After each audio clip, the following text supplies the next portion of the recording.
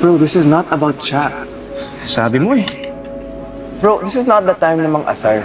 Do you not realize how serious this is? At seryoso din ako when I said I don't need your help. Ba't mo kasi pinagsisiksikan yung sarili mo sa amin ni Cha?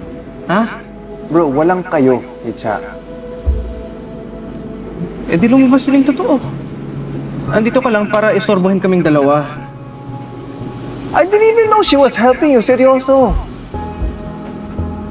Nagselos ka ba?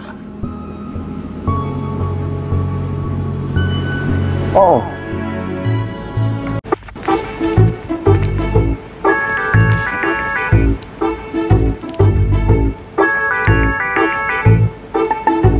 Naimbag na malim.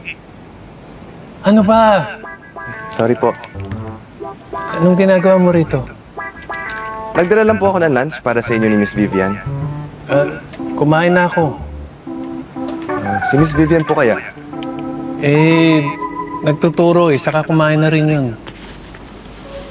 Sige po. Ano ba yan? Salmon po. And cake. Gusto niyo iwan ko na lang yung dessert dito? Sige, iwan mo na. Tapos batsi ka na. Noted po. Salamat. Sige na. Masarap po yan.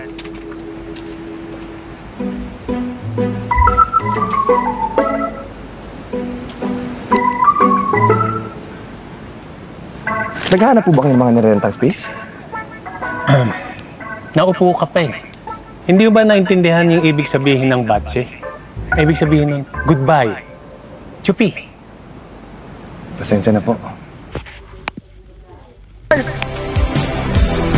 Kilala mo tatay ni Cha?